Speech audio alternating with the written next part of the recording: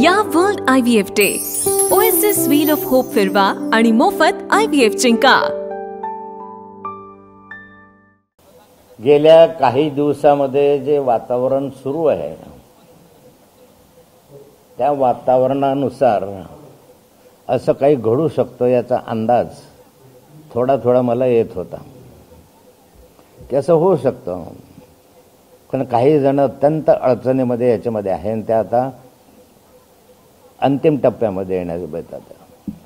मी फारसं त्याच्यावर बोलणार नाही, परंतु अलीकडे ज्या काही घटना पुण्यामध्ये घडली असं सांगितलं जातं ते मी फक्त तुमच्या चॅनेलवरून पाहिलं।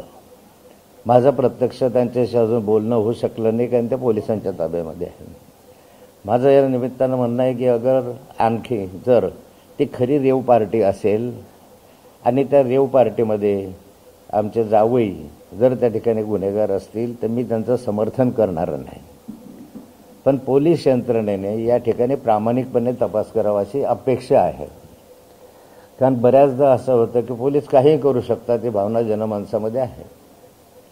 त्या संदर्भामध्ये नीट फॉरेन्सिक लॅबचे रिपोर्ट आले पाहिजे, ब्लड रिपोर्ट आले पाहिजे आणि सर्व रिपोर्ट आल्यानंतर याच्यावर अधिक भाष्य करता येईल। अपुऱ्या माहितीच्या आधारावर अधिक भाष्य करणं चुकीचं होईल, त्यामुळे नंतरही मी पत्रकार परिषद घेईल। पण ते एकच तुम्हाला सांगतो की सध्या जे वृत्तवाहिन्यांवर लोकांचे रिमार्क्स येत आहे ते रिमार्क्स बघता या प्रकरणाचं आपण बघितलं पाहिजे की हे कशा रीतीने घडवलं जात आहे किंवा घडतं आहे, पण तथ्य समोर येईल आणि ह्याच्यामध्ये कधी जावई असो का अन्य कोणी असो जर दोषी असेल तर शासन झालं पाहिजे, पण कुणाला अडकवण्याचा प्रयत्न होत असेल तर ते सहन केलं जाणार नाही, त्याचा निश्चित आम्ही विरोध करू। बस हो, एकीकडे राज्यामध्ये जे आहे प्रफुल्ल लोढा प्रकरण गाजते आहे, त्यावरून खरं तर अनेक आरोप प्रत्यारोप ते काल आपण पत्रकार परिषद घेतली। काय वाटतं राष्ट्रीय दृष्टिकोनातून असं काही होतं? चला, जय हिंद जय महाराष्ट्र। दोन डिटेल घेणार आहे मी पुढे पत्रकार परिषद घेणार आहे, डिटेल घेणार आहे, पण येऊ द्या ना फॉरेन्सिक लॅबचे रिपोर्ट येऊ द्या।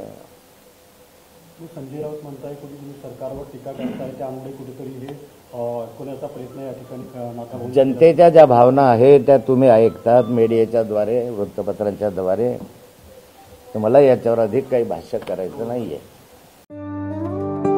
या world IVF day OSS wheel of hope फिरवा आणि मोफत IVF जिंका।